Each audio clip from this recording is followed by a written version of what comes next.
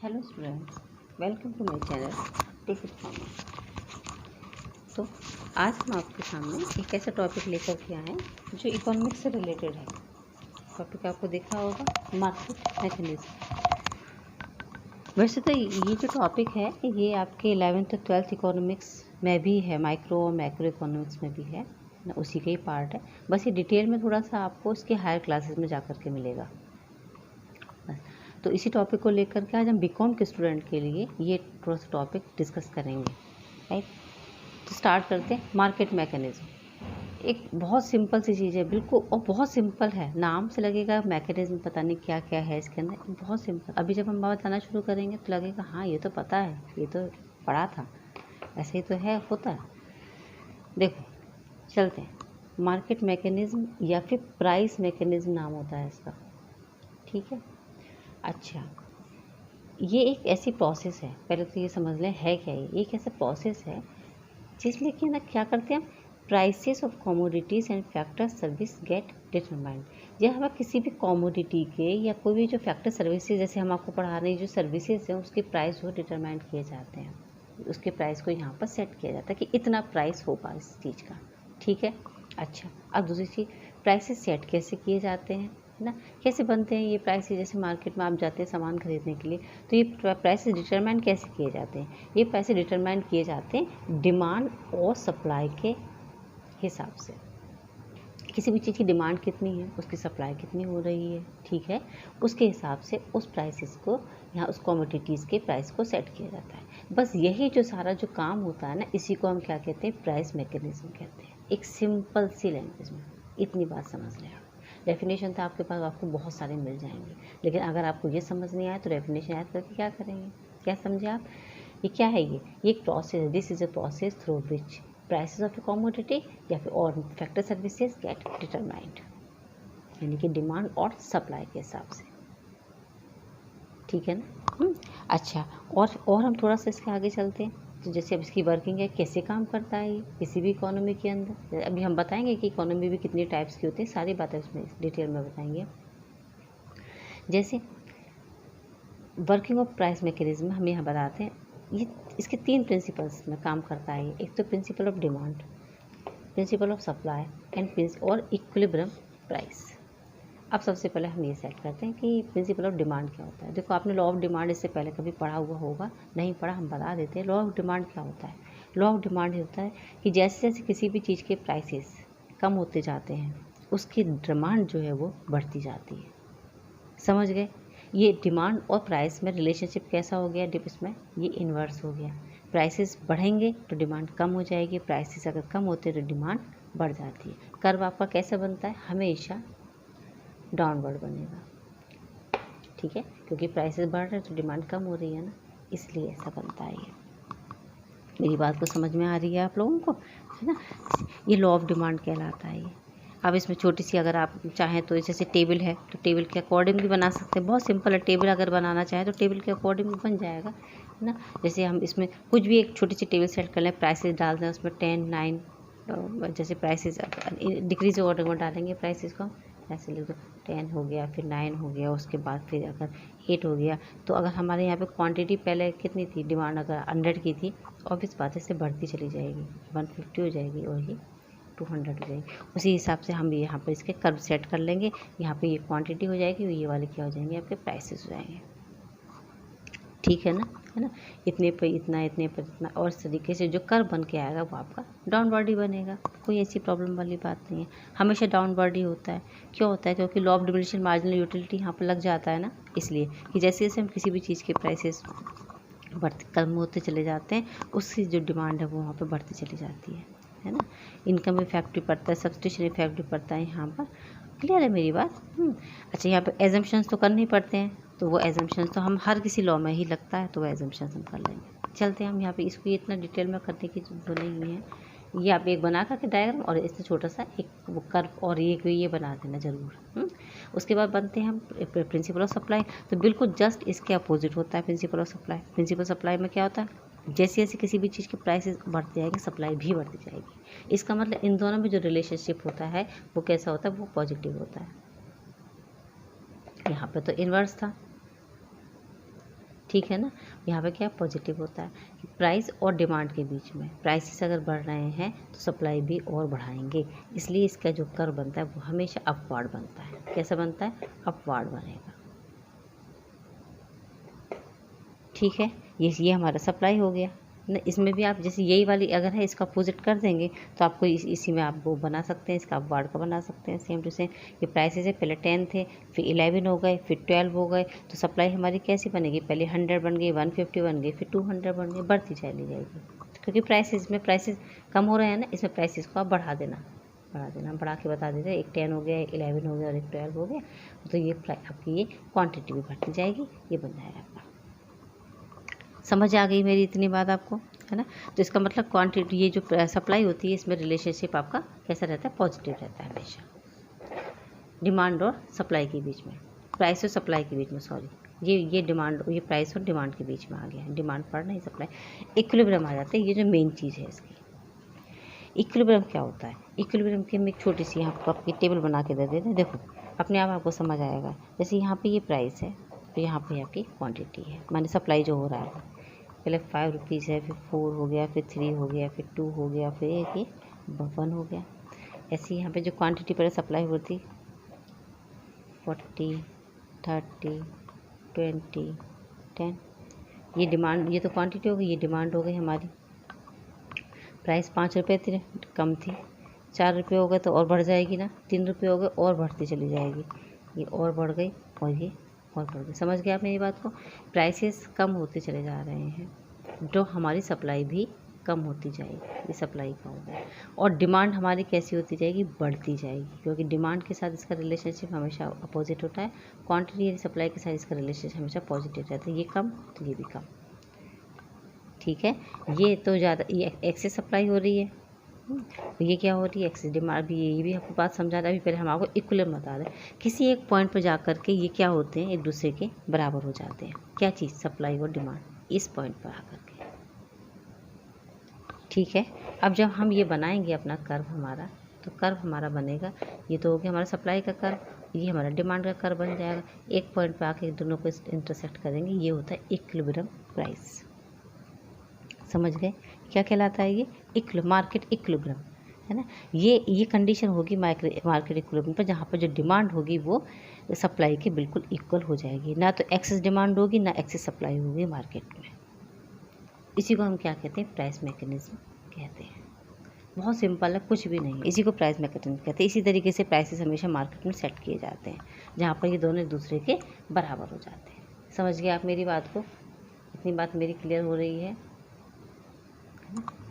अब क्या होता है? ये अगर कंडीशन है, इसका मतलब क्या है? सप्लाई ज़्यादा और डिमांड कम हो रही है। सप्लाई ज़्यादा हो रही है, नहीं हो रही है? ये बात आप लिख सकते हैं ना, जब आप क्वेश्चन बनाए अपना, इसको आप डिटेल करना स्टार्ट करेंगे कि जब प्राइसेस 5 रुपीज़ है या 4 रुपीज़ है, क्वांटिटी हमारी सप्लाई हो रही 50 रुपये का, उसकी माना किलो की, डिमांड सिर्फ 10 की है। इसमें भी सिर्फ 20 की, इसका मतलब एक्सेस डिमांड है, एक्सेस सप्लाई हो रही है ना, फालतू फंड की डिमांड है ही नहीं।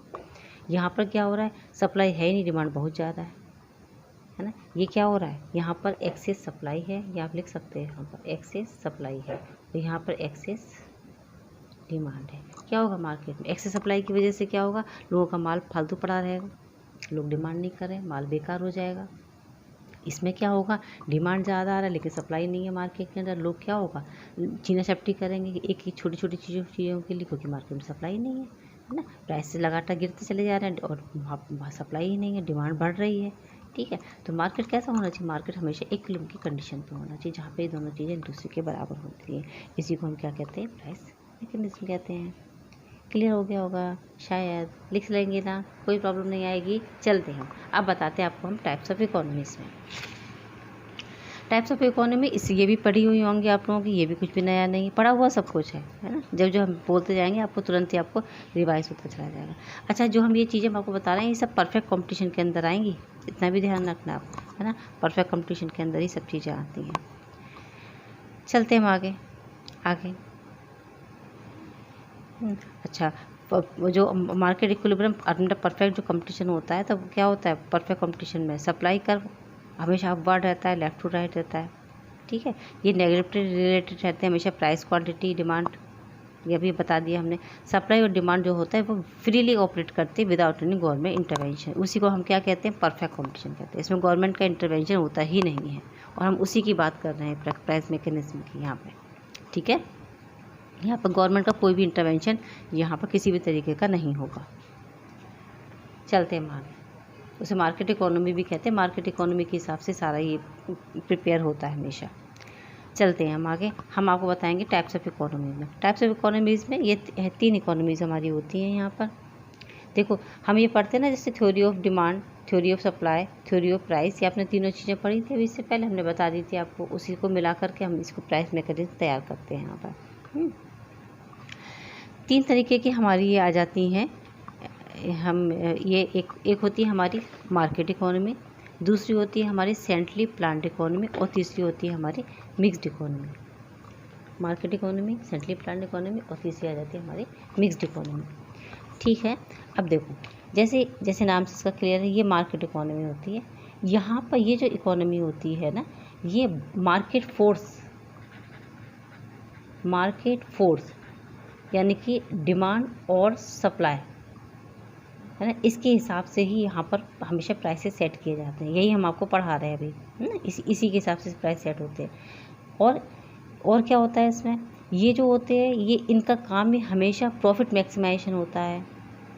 जो भी इसमें डिसीजन लिए जाएंगे वो कैसे लिए जाएंगे, प्रॉफिट को ध्यान में रख के दिए जाएंगे। कंज्यूमर कैसे होते हैं, सोवर्जियन होते हैं। कंज्यूमर अपनी गुड्स को अपने चॉइस के हिसाब से ही खरीदते हैं, बेचते हैं, ठीक है। ज़्यादातर इसमें कंट्रोल किसका होता है, इंडिविजुअल्स का ही होता है, पीपल का ही होता है। कंट्रोल बाय पीपल, हमेशा किसका कंट्रोल होगा इसमें, मोस्टली किसका होगा, यहाँ पर लोगों का ही कंट्रोल होगा। और इसको कौन डोमिनेट करता है, इसको प्राइवेट सेक्टर डोमिनेट करते हैं, प्राइवेट सेक्टर वाले होते हैं सारे।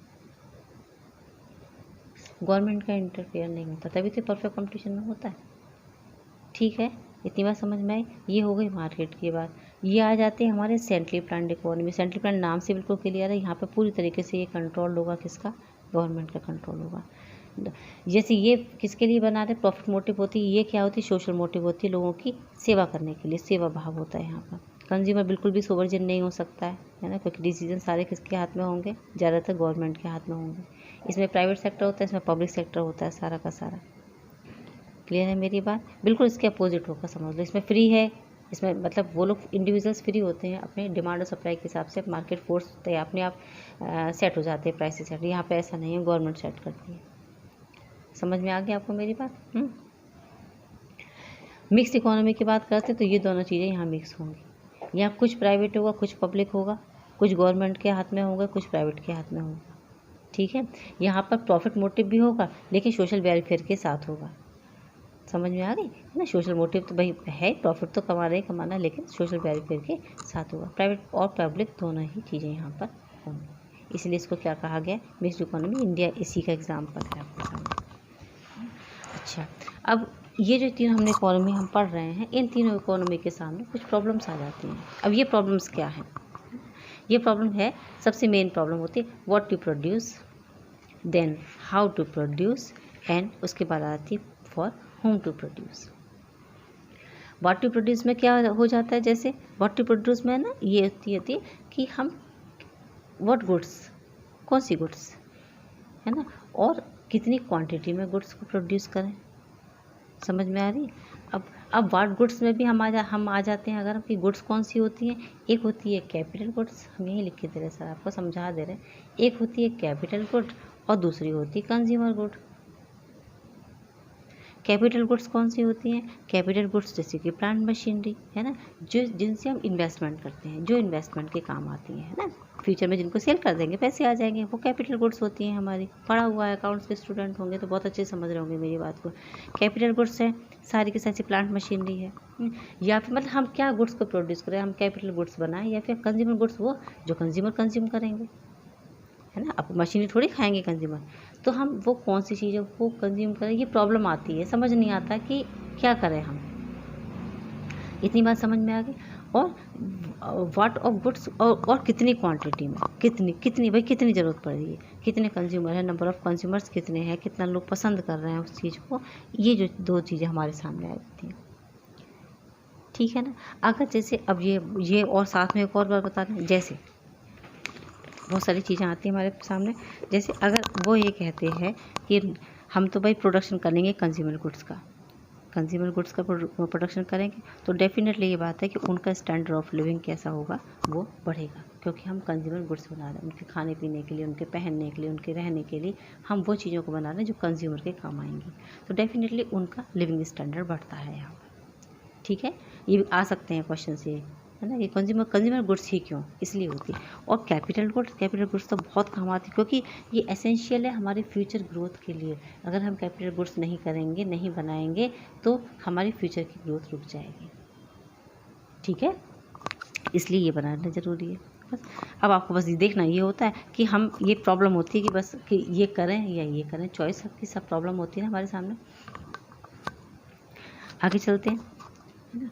और ये आ जाता है कि कितनी क्वांटिटी में करें, क्योंकि क्या है, सोर्सेज तो लिमिटेड ही हैं भाई, हमारे पास रिसोर्सेज सब लिमिटेड है, तो कितनी क्वांटिटी में, है ना, कंज्यूमर गुड्स बनाएं या फिर कितनी क्वांटिटी में हम कैपिटल गुड्स बनाएं। समझ गए, ठीक है ना। क्योंकि अगर हम क्वांटिटी कैपिटल गुड्स को लॉस करेंगे या फिर हम तो कंज्यूमर गुड्स को लॉस करेंगे, मतलब एक चीज़ ही बना पाएंगे ना, या तो कंज्यूमर गुड्स को बना रहे होंगे या कैपिटल गुड्स को बनाएंगे, यहाँ पे अपॉर्चुनिटी कॉस्ट लग जाएगी। समझ गए ना, इसी को हम क्या कहते हैं, अपॉर्चुनिटी कॉस्ट कहते हैं। कि अगर हम एक चीज़ को छोड़ करके दूसरी चीज़ को हम कंजप्शन कर वो प्रोडक्शन कर रहे हैं, तो definitely this is called opportunity cost.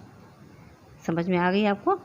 आगे चलते हैं। अगर हम चलते हैं आपका फॉर हाउ टू प्रोड्यूस, कैसे प्रोड्यूस किया जाए, तो दो टेक्निक होती हैं, एक लेबर टेक्निक्स होती है, लेबर इंटेंसिव, एक कैपिटल इंटेंसिव। पता होगा, लेबर इंटेंसिव में सारा काम लेबर से के हाथों से किया जाएगा, और कैपिटल इंटेंसिव में कैपिटल से किया जाएगा सारा, कैपिटल मतलब मशीनरी से। अब लेबर इंटेंसिव से अगर हम कर रहे हैं तो डेफिनेटली हम बढ़िया एम्प्लॉयमेंट अच्छा दे रहे हैं, कैपिटल इंटेंसिव से कर रहे हैं तो एफिशिएंसी बहुत अच्छी दे रहे हैं। समझ में आ गई। लेबर टेक्निक अगर हम अडॉप्ट करते हैं तो अनएम्प्लॉयमेंट की प्रॉब्लम तो ज़रूर सॉल्व हो जाएगी, लेकिन एफिशिएंसी यहाँ पर कैसी हो रही है, वो ज़रूर सफ़र हो जाएगी, है ना। लेबर तो काम कर रहे हैं, लेकिन एफिशिएंसी जो होनी चाहिए ना, जितने तेज़ी के साथ हमारा सामान बनना चाहिए उतना नहीं बन पाता है, और इसमें भी प्रॉब्लम होती है कैपिटल। और अगर नहीं बन पाता तो सबसे क्या हो, हमारी जीडीपी ग्रोथ कैसी हो जाएगी, वो लो हो जाएगी बस। लेकिन इससे करते हैं अगर हम कैपिटल इंटेंसिव से, तो डेफिनेटली अनएम्प्लॉयमेंट की कंडीशन तो हमारे यहाँ बढ़ती ही बढ़ती है। तो प्रॉब्लम दोनों तरफ से, आपको ये देखना होगा कि हम ये करें या ये करें। ठीक है, आगे चलते हैं। फॉर हुम टू प्रोड्यूस, किसके लिए, फॉर हुम टू प्रोड्यूस, ये तो प्रॉब्लम होती है ना। Equality on one hand, GDP growth है भाई, एक तरफ तो हमारे पास जीडीपी ग्रोथ होती है, एक तरफ हम सोशल इक्वलिटी की भी बात करते हैं। तो हम किसके लिए प्रोड्यूस कर रहे हैं, तो दो तरीके के लोग होते हैं हमारे पास, एक होते हैं पुअर और एक होते हैं रिच। अब सोशल जस्टिस क्या कहता है हमारा, कि हम जो भी प्रोडक्शन करेंगे पुअर के लिए करेंगे, लेकिन ये तो पॉसिबल नहीं है ना कि हम सारा जितना भी प्रोडक्शन करें वो पुअर के लिए करें। जीडीपी ग्रोथ कैसे बढ़ेगी जब तक हम रिच लोगों के लिए काम नहीं करेंगे। यहाँ पर हमारा इक्वलिटी का लेकर के आना बहुत ज़रूरी है। कुछ ऐसा एक वे ढूंढा जाएगा जिसमें दोनों के लिए ही काम किया जाएगा। ठीक है, क्योंकि अगर हम सिर्फ उसके लिए ही काम करते रहेंगे तो डेफिनेटली जीडीपी ग्रोथ हमारी स्लो हो जाएगी और हमारी जो इकोनॉमी है वो बैकवर्ड हो जाएगी। तो ये प्रॉब्लम चॉइस हमेशा रहती है। सोशल इक्वलिटी यहाँ पर हमारे सामने होनी चाहिए कि दोनों को ही साथ में लेकर के चलते हैं। इतनी बात आपको मेरी समझ में आ गई। ठीक है, चलते हैं हम आगे।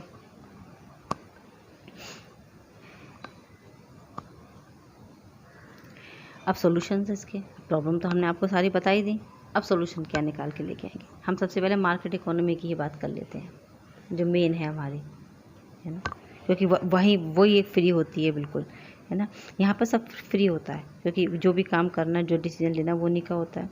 अब क्या करेंगे हम, सबसे पहले क्या बात करते हैं, ये व्हाट टू प्रोड्यूस। तो प्रोड्यूसर यहाँ पर क्या करेगा, सिर्फ उन चीज़ों को ही प्रोड्यूस करेगा जो हाई प्रॉफिट की होंगी,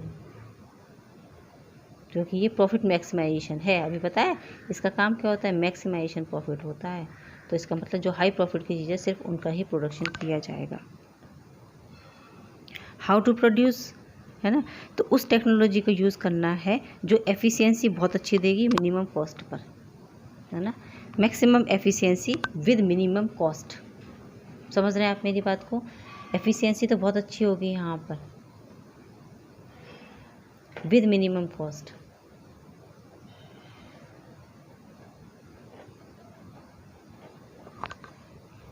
तो आपकी व्हाट टू प्रोड्यूस और हाउ टू प्रोड्यूस की दो की प्रॉब्लम आपकी सॉल्व हो जाएगी।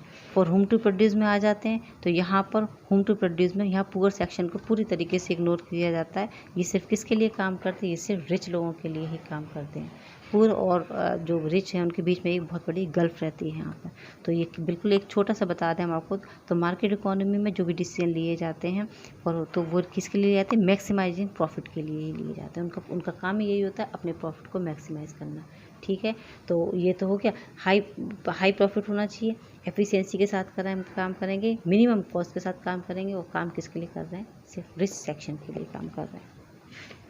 चलते हैं नेक्स्ट हम आगे। सेंट्रली प्लान्ड इकोनॉमी आ जाती है हमारी।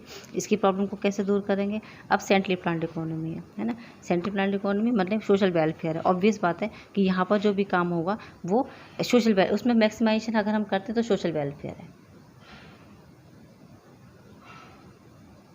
ठीक है, सोशल वेलफेयर के लिए हम यहाँ पर काम करेंगे। यहाँ पर पूरी तरीके से लेबर इंटेंसिव होना चाहिए ये, है ना। लेबर इंटेंसिव होगा ये, क्योंकि हमें अनएम्प्लॉयमेंट को हटाना होगा। ठीक है, और काम किसके लिए करेंगे? पुअर सेक्शन के लिए काम करेंगे। बिल्कुल उसका अपोजिट है ना, बिल्कुल डिटो। और यहाँ पे ये मिक्स हो जाता है। हमारी मिक्स इकोनॉमी क्या कहती है? ठीक है, सेंट्रल प्लान क्लियर हो गया ना। डिसीजन जो भी लिए जाएंगे वो सोशल वेलफेयर के लिए लिए जाएंगे। अच्छा, मिक्स इकोनॉमी में आ जाते हैं। तो मिक्स इकोनॉमी क्या होता है? ये ना तो पूरी तरीके से मार्केट फोर्स पर होती है, ना ही पूरी तरीके से सेंट्रली होती है। ठीक है, बल्कि ये मैक्सिमाइज प्रॉफिट तो मैक्सिमाइज करेगी, लेकिन सोशल वेलफेयर के साथ। इसका क्या होता है? ये मैक्सिमाइज करेगी प्रॉफिट अपना, है ना। उसका काम ही होता है ये maximise profit plus social welfare.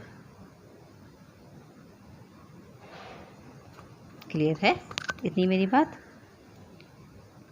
ठीक है ना। मार्केट फोर्स और सेंट्रली अथॉरिटी जो भी है आपकी, वो दोनों ही चीज़ें यहाँ पर रहती हैं। ये मैक्सिमाइज प्रॉफिट को भी करेगी, लेकिन साथ में इसका जो फोकस रहेगा सेंट्रली फोकस वो किस पर रहेगा? सोशल वेलफेयर पर रहेगा। इतनी आपको मेरी बात यहाँ पर क्लियर हो चुकी है।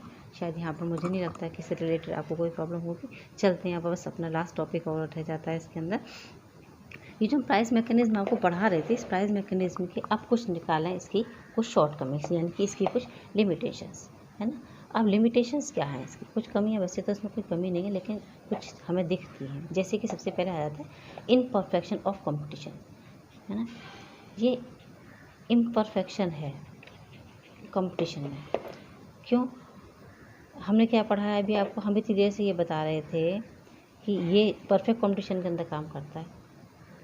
ठीक है, लेकिन अगर हम देखें रोज़ की टाइम में, तो परफेक्ट कंपटीशन तो एग्जिस्ट ही नहीं होता। मोनोपोलिस्टिक मार्केट में ज़रूर रहता है, मोनोपोली तो ज़रूर रहती है ना, कि सप्लाई और उसके हिसाब से यहाँ पर सेट कर दिया जाता है। वहाँ पर ये प्रॉब्लम आ जाती है, क्योंकि परफेक्ट कंपटीशन क्या होता है? जहाँ पर ना मार्केट की डिमांड और सप्लाई के हिसाब से प्राइसेस सेट कर दिया जाता है। वो ऐसे सेट नहीं हो रहा है ना। तो यहाँ पर क्या होता है कि इम्परफेक्ट होता है कंपटीशन के लिए, अगर हम बात करते हैं तो। ठीक है, फिर आ जाता है सेकंड, और आ जाते हैं कंज्यूमर की सोवर्जिनिटी। यहाँ पर पूरी तरीके से लॉस हो जाती है। सोवर्जिनिटी समझ रहे हैं? जैसे फ्रीडम है चॉइस करने में, गुड्स और सर्विसेज को चॉइस करने में, जब क्योंकि अंडर मार्केट कंपटीशन तो ऐसे ही होता है ना। तो मतलब कंज्यूमर तो पूरी तरीके से फ्री, फिर प्रोड्यूसर का क्या? भाई प्रोड्यूसर ही तो उनको प्रोड्यूस करता है ना चीज़ों को, है ना। तो रियल वर्ल्ड में ऐसा नहीं है, रियल वर्ल्ड में ऐसा नहीं। कंज्यूमर की सोवर्जिनिटी कैसी है? बहुत लिमिटेड है। क्यों? क्योंकि उसको मार्केट की चीज़ों के हिसाब से ही अपने, और फिर दूसरी एक और चीज़ आती है, डिमांड कैसे कर देगा, है ना। पहले वो अपनी पॉकेट तो देगा कि उसके पास कितना पैसा है, इसकी इनकम कितनी है, ठीक है ना। उसके हिसाब से ही वो हमेशा चीज़ों की डिमांड करता है। तो यहाँ पर सोवर्जिनिटी, यहाँ तक कंज्यूमर की सोवर्जिनिटी यहाँ पर कोई काम नहीं आती है।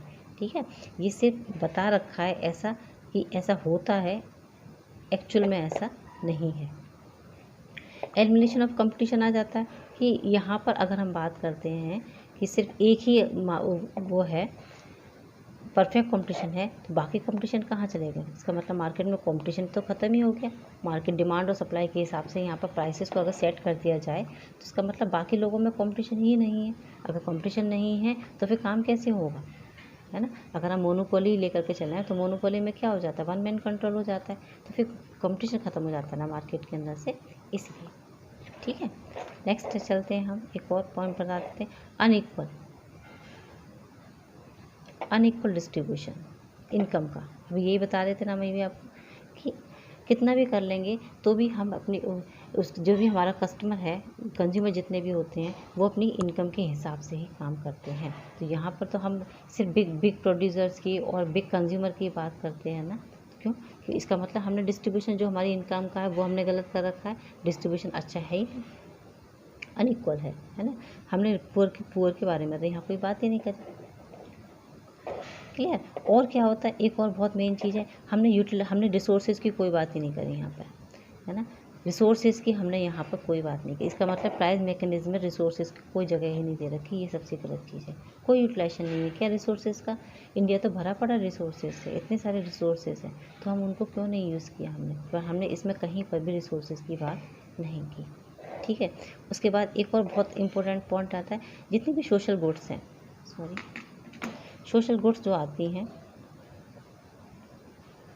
हमने उसके बारे में कोई भी यहाँ पर बात नहीं की। सोशल गुड्स जैसे कि अगर हम अपनी सोसाइटी के लिए कोई भी काम करना चाहते हैं, हॉस्पिटल है, पार्क है, ये सब कुछ बनाना चाहते हैं, तो उसके लिए भी यहाँ पर किसी तरह की कोई व्यवस्था नहीं। एजुकेशन के लिए ट्रांसपोर्ट है, कम्युनिकेशन, उसके लिए भी यहाँ पर कोई भी बात नहीं कही गई है। ठीक है। मतलब ये पूरी तरीके से सोशल है ही नहीं। सोशल अगर हम ये सोशल कॉस्ट होती है उसको भी ये पूरी तरीके से इग्नोर कर देता है बस, है ना। तो यहाँ पे ये क्योंकि ये हमने पता नहीं परफेक्ट कंपटीशन के लिए बना रखा है, परफेक्ट कंपटीशन में इसकी कोई जगह ही नहीं है, इसलिए ये बस ये सारी इसकी यहाँ पर लिमिटेशंस है। कुछ कमियाँ हैं प्राइस मैकेनिज्म में, क्योंकि फ्री एंटरप्राइजेज में किया जाता है। इसको हम मॉडिफाई कर सकते हैं, अगर हम चाहें तो इसमें कुछ चेंजेस करने के बाद इसको मॉडिफाई कर सकते हैं, तो ये किसी भी कम्युनिटी के लिए बहुत अच्छा काम कर सकता है। ओके। तो मुझे लगता है कि चैप्टर जितना मैंने क्लियर किया शायद आपको क्लियर हो गया। फिर भी इस रिलेटेड कोई भी प्रॉब्लम हो तो आप मुझे कमेंट बॉक्स में जाकर के कमेंट कर सकते हैं, या फिर पर्सनली अगर आपके पास मेरा नंबर हो तो पर्सनली मुझसे पूछ सकते हैं। Okay children, take care, good bye.